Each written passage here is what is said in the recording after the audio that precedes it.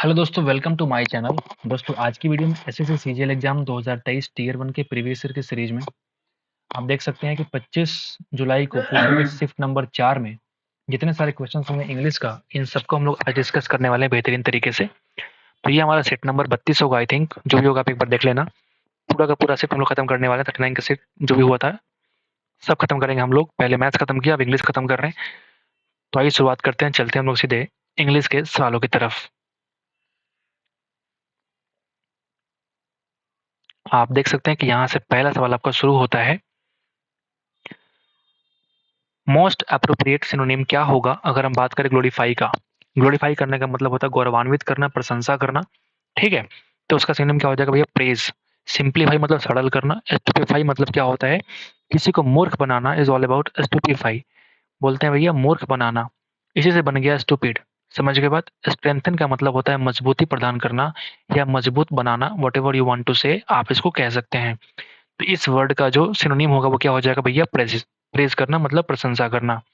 इस बंदे ने ऑप्शन नंबर 2 चूज किया, मुझे पता नहीं ऐसा क्यों चूज किया। ठीक है, क्या देखा उसने। नंबर 2 पे आते हैं। We fill in the blanks of old clothes and bought new ones for Diwali. हम क्या करते हैं? कॉस्ट ऑफ, कोस्ट का मतलब तट को बोलते हैं कोस्टीय, नहीं बोलते हैं कोस्टल एरिया मतलब तटीय क्षेत्र। ठीक है, ये वर्ड इस्तेमाल करेंगे कास्ट ऑफ। कास्ट ऑफ का मतलब ही होता है भैया फेंकना। किक ऑफ कर देना मतलब कास्ट ऑफ करना, किक ऑफ करना, या फिर उसी को बोलते हैं कास्ट ऑफ करना। मतलब हम पुरानी कपड़ों को फेंकते हैं और नए कपड़े पहनते हैं ऑन दिवाली। ये कास्ट तो जाति पाति की बात हो रही है। आगे बढ़ते हैं और नंबर 3 पे आते हैं। एक्सटिंक्ट का मतलब होता है विलुप्त हो जाना, गायब हो जाना। एक्सटिंक्ट आपको निकालना सिनोनिम यानी कि वैनिश हो जाना, गायब हो जाना की बात करेंगे। लिविंग मतलब जीवंत चीजें, एक्टिव सक्रिय चीजें। वाइब्रेंट का मतलब भी क्या होता है? जीवंत। वाइब्रेंट का मतलब भी होता है भैया जीवंत। आगे बढ़ते हैं, नंबर 4 पे आते हैं। नंबर 4 क्या बोलता है कि फाइंड, फाइंड नहीं, stories of dolphins saving human lives fill in the blanks throughout history. यहाँ पे देखो, स्टोरीज ऑफ डॉल्फिन्स जो ह्यूमन को सेव कर रहा है, जो जो ह्यूमन के लाइव्स को सेव किया है, उसके बारे में क्या बोलेंगे? Have been said, have been told, told, have been said. Said का मतलब होता है कहना, टोल्ड का मतलब बताना। तो बताया जाता है ना कि कहा जाता है। मतलब यहाँ पे कहानियों के बारे में कह रहा है। एक से अधिक कहानी, अगर सिर्फ स्टोरी होती तो हैज होता, लेकिन एक से अधिक होने का मतलब हैव होगा, वो तो क्लियर है। लेकिन हैव बीन टोल्ड होगा ना कि सेड होगा। क्लियर है बात? आगे बढ़े। नंबर 5 आपका देख सकते हैं कि ये आपका एक पैराजम्बल है। ऑप्शन चेकआउट करेंगे, ए बी सी और डी है। ठीक है, सारे ऑप्शन डिफरेंट है, कोई दिक्कत नहीं है, पढ़ते हैं। बी देखो, he made up his mind. He कोई बंदा है जिसके बारे में इस पैराजम्बल में कहा गया होगा, उसके बाद का ये सेंटेंस है। यानी ये सेंटेंस हमारा पहला सेंटेंस तो नहीं है, इसको आप काट के हटाओ, बी नहीं हो सकता। ठीक है, एडिशनली इसके अतिरिक्त he developed the 6 dot cell. इसके अतिरिक्त उसने फिर डेवलप किया। ये फिर से ही तुम्हारा सेंटेंस पहला नहीं हो सकता, यानी डी को फिर से काट के हटा दो। इस तरह से आप ऑप्शन को एलिमिनेट करेंगे, बहुत मजा आएगा आपको। अब तुम्हारे पास दो ऑप्शन है, ए पढ़ो और सी पढ़ो। ठीक है, Louis was enthralled by the concept of raised dot system. ठीक है, वो बहुत इंथ्राइल्ड हुआ। ठीक है, blind persons could read large letter books and letter bulky with the aid of this alphabet code। मतलब ये जो कोड है, जो रेज्ड डॉट सिस्टम है, इसको समझ के, इस कंसेप्ट को जान के बहुत खुश हुआ, ऐसा आप कह सकते हैं। यानी कि इसके बारे में फिर यहाँ पे लिखा हुआ है कि ब्लाइंड पर्सन जो हैं वो पढ़ सकते हैं लार्ज लेटर बुक्स को उस माध्यम से। ठीक है, तो he made up his mind to use the technique to represent an alphabetic code. तो उसने क्या किया? अपने दिमाग को बनाया कि आप इसको इस टेक्निक का इस्तेमाल करेंगे रिप्रेजेंट करने के लिए उस पर्टिकुलर कोड के बारे में। मतलब मैं कह सकता हूँ कि ए और बी तुम्हारा क्या है? संबंध में है, रिलेशन में है। और पहला सेंटेंस ए होगा क्योंकि बी हमने पहले ही काट दिया है। तो आप बोलेंगे ए और बी साथ में, देखो यहाँ पे है, ए और बी साथ में यहाँ है, लेकिन बी तुम्हारा पहले ही काट के हटा। मतलब option number B is the required answer. आगे बढ़ते हैं। फिल इन द ब्लैंक्स वो वर्ड्स होते हैं, एक्रोनीम, सिनोनिम, सेंटोनिम जो भी है, are words which have the same spelling, जिसका स्पेलिंग सेम होता है लेकिन प्रोनाउंसिएशन क्या होता है वो भी सेम होता है, लेकिन उसका जो मीनिंग है वो अलग अलग होता है। उसको हम लोग क्या बोलते हैं? होमोनिम्स बोलते हैं। एंटोनिम बोलते हैं अपोजिट वाले वर्ड को। ठीक है, सिनोनिम बोलते हैं भैया सेम वाले वर्ड को। एक यहाँ पे वर्ड है एक्रोनीम। एक्रोनीम किसको बोलते हैं बताइए? जो संक्षिप्त रूप होता है ना, उसको बोलते हैं हम लोग एक्रोनीम। संक्षिप्त रूप, जैसे क्या बोलते हैं आईएएस, इंडियन एडमिनिस्ट्रेटिव सर्विसेज, हम क्या बोलते हैं इसको हम लोग, ये जो शॉर्ट फॉर्म है उसको बोलते हैं हम लोग एक्रोनिम। आगे बढ़े, संक्षिप्त रूप में होना। पैसिव वॉइस में आपको कन्वर्ट करना है, और जो सेंटेंस है each member of the literary club submitted, मतलब फिर से आ गया वर्ब का सेकंड फॉर्म, फिर से आ चुका है सिंपल पास्ट। 90% केस में वॉइसेस, पैसेज बोल रहा हूँ, वॉइस का सवाल सिंपल पास्ट का आता है, तो हम क्या करेंगे पैसिव वॉइस में, वाज एवर प्लस वर्ब का थर्ड फॉर्म क्या होता है भैया, वाज वर प्लस वर्ब का तीसरा रूप ये होता है। तो यहाँ पे वर तो है लेकिन बीइंग आ गया, काट के हटाओ। यहाँ हैड है, काट के हटाओ। वर है प्लस वर्ब का थर्ड फॉर्म है, चलेगा। आर है, नहीं चलेगा, काट के हटाओ। वॉइस का सवाल इतना आसान होता है कि आप 5 सेकंड में करके निकल सकते हैं। ग्रामेटिकली करेक्ट कौन सा सेंटेंस है वो पहले चेकआउट करो इसमें। तो आप देखेंगे हेक्टिक डे के बारे में कह रहा है, तो hectic day, hectic day, hectic day, कोई दिक्कत इसमें नहीं है, स्पेलिंग कोई एरर नहीं है। Sushan with lot of purchase, जैसे आपने देखा कि अलॉट ऑफ परचेज है, मतलब बहुत सारा खरीदारी इसने किया होगा, ऐसा कुछ यहाँ पे देखने को मिल रहा है। तो बहुत सारे के लिए परचेज नहीं बल्कि परचेजेस, यहाँ भी गलत, यहाँ भी गलत, और ये तो है ही है गलत। Purchases is the only option. आगे बढ़ेंगे। द बॉक्सर शोड ऑडेसिटी, मतलब होता है साहस दिखाना। Audacity by agreeing to fight the champion, champion से लड़ने के लिए उसने साहस दिखाया, सहमत हो गया उस चीज के लिए, तो क्या बोलेंगे हम लोग, करेज। एंटोनिम, सॉरी एंटोनिम बल्कि सिनोनिम क्या हो जाएगा इसका, करेज। ऑनेस्टी यानी कि ईमानदारी। डेस्परेशन यानी कि बेचैनी बोलते हैं इसको, डेस्परेशन का मतलब होता है बेचैनी। और रिपेरेशन, रिपेरेशन क्या होता है भैया, अच्छा ये मुझे समझ में आ गया, रिपेरेशन बन गया रिपेयर से, इसको बोलेंगे मरम्मत। रिपेरेशन इज ऑल अबाउट मरम्मत। Find the most appropriate meaning of the given idiom out of the blue. Out of the blue का मतलब होता है भैया अप्रत्याशित, याद किया हमने। अप्रत्याशित मतलब जो एक्सपेक्टेड नहीं है, जो हमने उम्मीद नहीं किया था वो हो जाना, दैट इज अनएक्सपेक्टेडली, अप्रत्याशित चीजें हो जानी। ठीक है। अनकंसर्न्ड, कंसर्न का मतलब होता है चिंतित होना, तो इसका उल्टा हो जाएगा चिंता में नहीं होना। अनडाउटेबली, कोई शंका नहीं है। अनबिलीवेबली मतलब अविश्वसनीय। आगे बढ़ते हैं। You have adopted the plan, you have adopted the plan आपको कन्वर्ट करना है पैसिव वॉइस में, तो हैव प्लस वर्ब का थर्ड फॉर्म है। पैसिव में क्या होगा बताइए, तो आप बोलेंगे हैव या फिर हैज या बीन प्लस वर्ब का थर्ड फॉर्म। ठीक है, तो क्या बोलेंगे, हैज या have plus been plus verb का थर्ड फॉर्म। बीन यहाँ भी नहीं है, बीन यहाँ भी नहीं है, बीन सिर्फ यहाँ पे है, बाकी कहीं नहीं है। आगे बढ़ते हैं। नंबर 12 आ चुका है पैराजम्बल।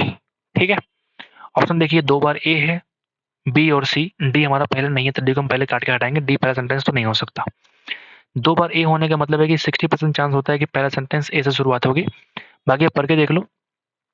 अगर हम सी पढ़ें, globalization has made significant positive contributions to economies all across the world. पूरे वर्ल्ड की बात में कह रहा है कि जो सिग्निफिकेंट पॉजिटिव कंट्रीब्यूशन, इसका सहयोग का योगदान है ग्लोबलाइजेशन का। तो इस सेंटेंस को पढ़ने के बाद ऐसा लग रहा है कि सेंटेंस पहला हो सकता है, तो इसको हम लेके चलेंगे। ठीक है, बाकी पढ़ते हैं। Through the development of technologies, ठीक है, telecommunications, transportation and other areas, globalization has developed very quickly in the last few decades. कुछ दशक के बारे में कह रहा है कि बहुत फास्ट तरीके से, क्विक तरीके से डेवलप हुआ है। नंबर बी अगर पढ़ेंगे तो although technology has had both positive and harmful effects. अगर हम बात करें टेक्नोलॉजी का, तो पॉजिटिव और हानिकारक दोनों इफेक्ट्स होते हैं ह्यूमन के लाइफ में। इट्स नेगेटिव रिपरक्यूशंस, ठीक है, मस्ट बी एड्रेस्ड अप्रोप्रिएटली। ठीक है, तो यहाँ पे अगर सिग्निफिकेंट पॉजिटिव कंट्रीब्यूशंस की बात करें तो economies all across the world, for example science and technology have made remarkable strides. तो कहीं ना कहीं पॉजिटिव की बातें यहाँ पे हो रही है। तो सी और डी तुम्हारा क्या हो जाएगा, इंटरकनेक्शन। इंटरकनेक्शन क्या हो जाएगा, सी और डी में हो जाएगा संबंध। तो सी और डी को ऊपर ढूंढते हैं, कहाँ कहाँ सी और डी एक साथ लिखा हुआ है। सी डी यहाँ भी है, यहाँ भी है, यहाँ नहीं है, यहाँ भी आपको देखने को मिल रहा है। मतलब क्या बोलेंगे, 3 नंबर को हम काट के पहले हटाएंगे। ठीक है, 3 नंबर हम काट के हटाएंगे। और जैसे ही सी और डी एक साथ हुआ तो ए और बी ऑटोमेटिक तुम्हारा क्या होगा, एक साथ आएगा। तो यहाँ पे देखो एक साथ नहीं देखने को मिल रहा है, तो आगे पीछे हो सकता है। अब पढ़ते हैं सेंटेंस को, तो आप देखेंगे यहाँ पे इस मीनिंगफुल सेंटेंस के लिए अगर हम बी सी डी को पढ़ेंगे, through although technology has had both positive and harmful effects. इस सेंटेंस का मतलब ये हुआ कि सेंटेंस पहला नहीं हो सकता क्योंकि इसके पहले डेवलपमेंट के बारे में कही गई है। तो कहीं ना कहीं ये उसका इलेबोरेशन है, ये व्याख्या कर रहा है। तो मैं कह सकता हूँ कि बी हमारा पहला ऑप्शन नहीं हो सकता, बी को आप काट के हटा सकते हो। इस तरीके से आप देखेंगे तो मीनिंगफुल सेंटेंस तुम्हारा ए सी डी बी ही दे सकता है। तो option number 4 is the required answer. ठीक है, तो पहला सिंबल के सवालों को 1 मिनट आप दे सकते हैं ताकि सही तरीके से आप कर पाए। 90% केस में एलिमिनेशन तरीका काम करता है, जैसे हमने हमेशा इसको फॉलो किया है। 10% केस में क्या होता है कि इतना सब कुछ करने के बाद भी गलतियां हो जाती है। बाकी 90% केस में अगर आप एलिमिनेशन करते हैं, दो सेंटेंस के बीच में अगर आप संबंध निकालते हैं, रिलेट करते हैं दो सेंटेंसेस को, तो उससे फायदा होता है और आप सही करके आते हैं एग्जाम हॉल में। ठीक है, आगे बढ़ते हैं और चलते हैं सीधे 13 नंबर सवाल पे। फिर से पहला सिंबल आ चुका है, कोई बात नहीं। 3 बार ए है ऑप्शन में और 1 बार डी है, तो 99% चांस होता है कि ऑप्शन नंबर ए ही होगा। ठीक है, अगर हम डी पढ़ेंगे, you can consume ashwagandha powder on और अश्वगंधा कैप्सूल्स। आप कंज्यूम कर सकते हैं, ले सकते हैं मन में, वो यहाँ पे लिखा हुआ है। बट रिमेंबर टू कंसल्ट, यहाँ पे बी और सी ऑप्शन में है ही नहीं, पहले काट के हटाओ इसको। ठीक है, अब क्या करेंगे, यहाँ पे डी पढ़ लिया हमने, अब ए पढ़ेंगे। Ashwagandha is an adaptogenic herb that has multiple benefits, बहुत सारे बेनिफिट्स हैं। लाइक इंप्रूव करता है क्या चीज़, थायराइड का फंक्शनिंग को इंप्रूव करता है और रिड्यूस करता है ब्लड शुगर लेवल को हमारे बॉडी के अंदर। तो कहीं ना कहीं ये जो पैराग्राफ है पूरा का पूरा अश्वगंधा चूर्ण के बारे में यहाँ पे लिखा हुआ है। मतलब मैं कह सकता हूँ कि पहला सेंटेंस तुम्हारा ए के बारे में ही कहा जा रहा है। तो ए हमारा फिक्स हो गया कि ये हमारा पहला सेंटेंस होगा, डी हमारा नहीं होगा, काट के हटा दो। अब ए के बाद डी होगा कि ए के बाद सी होगा, आप चेकआउट करो। It relaxes the nervous system and lowers cortisol, stress hormone को कम करता है level in the blood, thus making you feel calm and relax overall. समझ रहे? But remember to consult a specialist while deciding to the dosages and duration of continued intake. समझ के बाद ये तुम्हारी तारीफ हो गई कि अश्वगंधा जो है कितना हेल्पफुल है, लेकिन कंज्यूम करने के पहले आपको एक स्पेशलिस्ट से कंसल्ट करना पड़ेगा। उसके बाद आप लेना शुरू करेंगे तब अच्छा फील होगा। अच्छा, ये रिलैक्स करता है हमारे नर्वस सिस्टम को, मतलब कहीं ना कहीं। ठीक है, उसके बाद आप बोलेंगे you can consume ashwagandha powder और अश्वगंधा कैप्सूल। मतलब मैं कहूँगा आप अश्वगंधा को लेने से पहले कंज्यूम करेंगे, सॉरी, लेने से पहले कंसल्ट करें डॉक्टर से। वही कह रहा है कि बहुत सारे बेनिफिट हो गया, बहुत सारे बेनिफिट हो गया, आप इसको ले सकते हैं, लेकिन फिर बोलेंगे बट रिमेंबर, मतलब डी के बाद हम सीधे को बोलेंगे बी आने वाला है। ये तुम्हारा क्या है, रिलेशन में। समझ के बात को, आप कंज्यूम ले सकते हो, आप ले सकते हो अश्वगंधा पाउडर को, बट रिमेंबर आप याद रखिए, कंसल्ट करिए स्पेशलिस्ट से लेने के पहले कि डोज कितना आपको लेना चाहिए। मतलब डी के बाद बी आना आपको चाहिए, तो डी के बाद बी आप सिर्फ ए में देखेंगे और यहाँ देखेंगे। तो यहाँ पे दोनों आप देख पा रहे हैं, डी भी साथ में और डी भी साथ में, लेकिन सी पहले होगा कि नहीं। अश्वगंधा के बारे में तारीफ क्या करी कि अगर it relaxes the nervous system, मतलब अश्वगंधा के बारे में बहुत सारे बेनिफिट दिखा दिया हमको पहले, फिर बोलता है कि ये और भी चीज़ें जो रिलैक्स करता है हमारे नर्वस सिस्टम को, लोअर करता है कार्टिसोल को जो कि स्ट्रेस हार्मोन को, यानी कि ए और सी एक साथ और डी और बी एक साथ, यानी कि option number 3 is the required answer. You snooze you lose, ये बहुत फेमस वर्ड है, फ्रेज है। ठीक है, यू स्नूज यू लूज, इसका मतलब क्या होता है बताइए? नहीं पढ़ते हैं कि जैसे बोलते हैं ना गाँव में, जो सोवत है वो खोवत है, that is called you snooze you lose. कि जो सोवत है वो खोवत है, अगर आप सावधान नहीं है, अलर्ट नहीं है, तो आप जो है अपॉर्चुनिटी को मिस कर देंगे। This is the real answer of this question. ठीक है, too strong to be defeated और चेंज्ड, इतना मजबूत है कि वो हार नहीं सकता, बदल नहीं सकता, उसको बोलते हैं इनविंसिबल, यानी कि अजेय, जिसको आप जीत नहीं पाएंगे, दैट इज कॉल्ड इनविंसिबल। सॉवरेगन बोलते हैं, जो ऑटोनोमस बॉडी होता है उसको बोलते हैं सॉवरेगन स्टेट, नहीं बोलते इंडिजन इज सॉवरेगन स्टेट। ठीक है, अपना संस्था है। ठीक है, ऑटोनोमस स्वायत्त देश होना। विगोरस, विगोरस का मतलब होता है जैसे जोरदार तरीके से कोई चीज़ कहना, यानी कि वो विगोरस होता है जोरदार। और हेड स्ट्रॉन्ग बोलते हैं जिद्दी या हट्ठी इंसान को बोलते हैं हम लोग हेड स्ट्रॉन्ग। जिद्दी या हट्ठी इंसान को बोलते हैं हेड स्ट्रॉन्ग, जिसमें हम बोल सकते हैं, इसके बहुत सारे वर्ड फेमस हैं। इसमें कि स्टबर्न होता है, स्टबर्न। फिर एक वर्ड बहुत फेमस है जिसका नाम है ऑब्स्टिनेट। ऑब्स्टिनेट आप याद किए होंगे, ऑब्स्टिनेट मतलब जिद्दी होना, हट्ठी हो जाना। और सारे वर्ड है, परसिस्टेंट, परसिस्टेंट मुझे ध्यान में जहाँ आ रहा है मैं बता रहा हूँ आपको। एक और वर्ड मैंने पढ़ा था थोड़े दिन पहले, ऑब्डूरेट, ऑब्डूरेट होता है। ठीक है, जिसका मतलब क्या होता है, जिद्दी होना। ठीक है, आगे बढ़ते हैं। Doctor came after the patient had pass away, had plus verb का थर्ड फॉर्म, पास्ड अवे। बहुत ही आसान, बहुत ही आसान। आगे बढ़े। हर पेरेंट्स फॉरबेड मतलब मना करना, her to marry her lover. Forbid का मतलब मना करना, उसका उल्टा करने का मतलब अलाउ करना, परमिशन देना, अलाउ कर दीजिए। रिफ्यूज़ करना, इनकार कर देना, डिक्लाइन मतलब बिल्कुल वही चीज़ है। प्रिवेंट, ये तीनों वर्ड नेगेटिव वर्ड है, सिर्फ ये तुम्हारा अलाउ करने की बात यहाँ पे कर रहा है। इनकरेक्टली स्पेल्ड कौन सा होगा? तो कोटरमिनस, कोटरमिनस, ठीक है। कोटरमिनस में COTERMINOUS, कोटरमिनस आपका ये होता है, जिसका मतलब होता है किसी चीज़ की सीमा होना, limitations is all about coterminous. Announce का मतलब होता है घोषणा करना, और एम्बियंट इज ऑल अबाउट परिवेश को बोलते हैं, नहीं बोलते कि चारों तरफ से घेर के, एम्बियंट परिवेश की बात करता है। फेलिसिटेट इज ऑल अबाउट अभिनंदन करना, ये काफी अच्छा वर्ड है, अभिनंदन करना को बोलते हैं हम लोग, फेलिसिटेट करना, अभिनंदन करना। आगे बढ़ते हैं। एब्सर्ड बोलते हैं बेढंगा को, उसका उल्टा क्या हो जाएगा? जो सेंसिबल है, जो गंभीर है, जो कुशल है, सेंसिबल बोलेंगे उसको, ठीक है। टॉलरेबल जो बर्दाश्त करने के लायक हो, एडोरेबल मतलब जो प्रशंसनीय हो, लव मतलब जो प्रिय हो। तो ये तीनों वर्ड अलग चीज है। एब्सर्ड बोलेंगे बेढंगा को, उल्टा क्या हो जाएगा? सेंसिबल। आगे बढ़ते हैं। नंबर 20 क्या बोलते हैं? इनकरेक्टली स्पेल्ड क्या होगा? एंजाइटी मतलब चिंता होता है। प्रिपरेशन इज ऑल अबाउट तैयारी करना। वॉलंटरी मतलब होता है स्वेच्छा से काम करना। स्टेशनरी यहाँ पे गलत लिखा, मैंने पहले देख लिया था, स्टेशनरी ऐसे लिखते हैं, स्टेशनरी, स्टेशनरी, ठीक है। यानी कि स्थिर बोलते हैं, या फिर स्टेशनरी मतलब जो किताबी का सामान होता है, पुस्तकों को, उसको वो बोलते हैं हम लोग पुस्तकालय का सामान, यानी कि स्टेशनरी भी होता है। आगे बढ़ते हैं और नंबर 21 पे आते हैं भाई।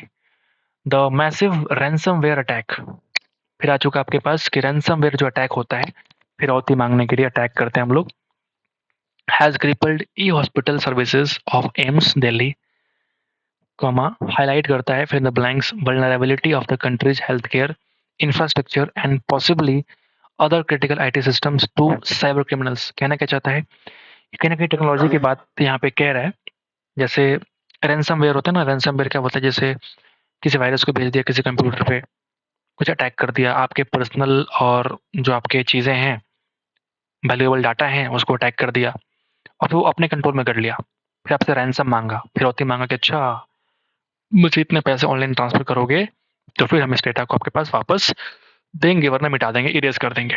तो ये रैंसमवेयर अटैक होता है। तो वही कह रहा है, क्रिपल का मतलब अपंग कर देना, क्रिपल का मतलब होता है कि अपंग कर देना, ठीक है। यहाँ पे लिखा हुआ है कि जो ई हॉस्पिटल है ऑनलाइन सर्विसेज का, ठीक है, एम्स का बात करो चाहे दिल्ली की बात करो, वो क्या करता है? वो इंक्रीज हो रहा है। Highlights the increasing vulnerability of countries health care infrastructure, मतलब क्या हुआ? वल्नरेबल, जो असुरक्षित हो, हमारे कंट्री का जो हेल्थ केयर इंफ्रास्ट्रक्चर है वो असुरक्षित है, उसके बारे में कह रहा है कि increasing vulnerability of countries health care, यानी कि ऑप्शन नंबर यहाँ पे क्या हो जाएगा भैया? ऑप्शन नंबर आप देखेंगे 1 यहाँ पे देखने को आपको मिल रहा होगा। डेवलपिंग वल्नरेबिलिटी नहीं, विकास की बात नहीं हो रही है। जो असुरक्षित चीजें होती है वो बढ़ रही है हमारे देश में, कंट्री का जो हेल्थ केयर इंफ्रास्ट्रक्चर है वो इसका इंक्रीजिंग वल्नरेबिलिटी के बारे में बात कही जा रही है। आगे बढ़ेंगे, आगे बढ़ते हैं, ठीक है। Health care infrastructure and possibly other critical जो आईटी सिस्टम है उसका भी असुरक्षित है, क्योंकि यहाँ पे अटैक हो जाते हैं तो साइबर क्रिमिनल्स के द्वारा।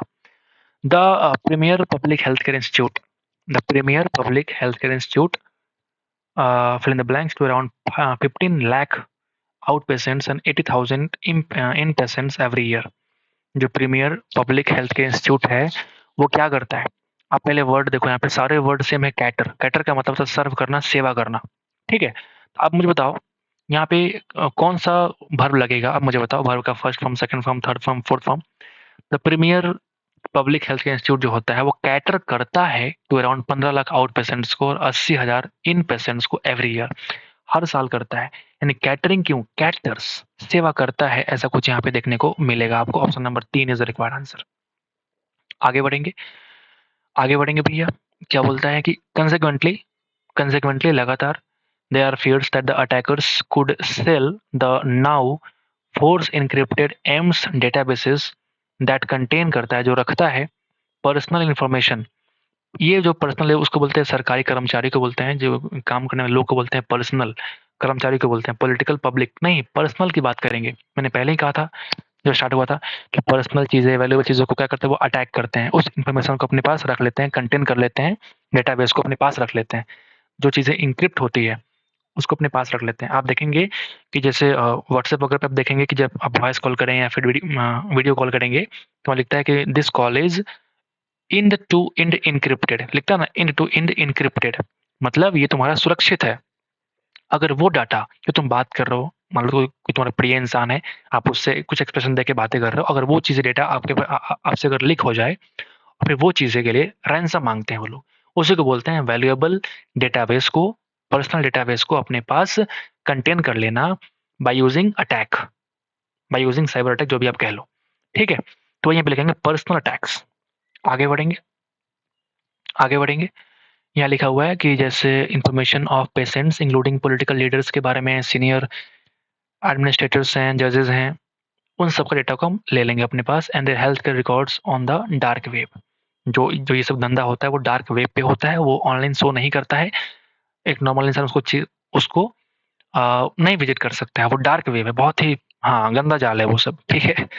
सारे जो खरीद बिक्री होते हैं हथियार का, वो सब चीज़ें वो डार्क वेब में आती है। ठीक है? Of course what has happened to AIIMS is hardly a local phenomenon, fill in the blanks increase, जो इंक्रीज हो रहा है इन द साइबर अटैक्स। अब मुझे बताओ, जो साइबर अटैक का जो इंक्रीज की बात कर रहा है, तो वेटी होगा नहीं, मैसिव, जो बड़ा इंक्रीज चल रहा है हमारे देश में साइबर अटैक्स के ऊपर ऑन हेल्थ केयर इंस्टीट्यूट पे वर्ल्ड वाइड, वो क्या हो जाएगा बताओ? जो मैसिव हमारा जो मैसिव हमारा इंक्रीज हुआ है इन साइबर अटैक्स में on health care institute worldwide, वो fill in the blanks during the COVID pandemic, वो कब से चल रहा है? तो हैज बीन विटनेस्ड, वो आंखों देखी गवाह है, कब से? ड्यूरिंग द कोविड पैंडेमिक के बारे में कह रहा है। The Indian health care sector was the second most targeted globally, जो सेक्टर था वो उस समय कोविड के पैंडेमिक के समय, उस दौरान सेकंड मोस्ट टारगेट किया गया था पूरे वर्ल्ड में। ठीक है? It is clear that Indian hospitals are vulnerable to cyber security, ये असुरक्षित हैं साइबर के सिक्योरिटी के मामले में। Government and hospitals need to use best practices to ward off future crisis. ठीक है? कुछ ना कुछ करना चाहिए जिससे कि हमें जो फ्यूचर क्राइसिस है उससे बचा जा सके। ठीक है? तो इस तरह से हम लोग इस शिफ्ट को खत्म कर दिया है, तो उम्मीद करते हैं कि आपको समझ में आ गया होगा। तो एक बार लाइक कर दीजिएगा हमारे इस वीडियो को। ठीक है? बाकी आप दोस्तों को शेयर कर सकते हैं ताकि मुझे थोड़ा-सा मोटिवेशन मिले और अच्छा काम कर पाऊँ मैं आपके लिए। ठीक है? बहुत मेहनत लगती है वीडियो को बनाने में, बाकी आप जानते हैं इस बात को। So thank you guys for watching the video till this time. आपसे मिलते हैं नेक्स्ट वीडियो में, आज के लिए इतना ही। तब तक के लिए पढ़ते रहिए जब तक कि आपका सिलेक्शन नहीं हो जाता है। ठीक है? My best wishes with all of you guys. ठीक है? Thank you so much once again.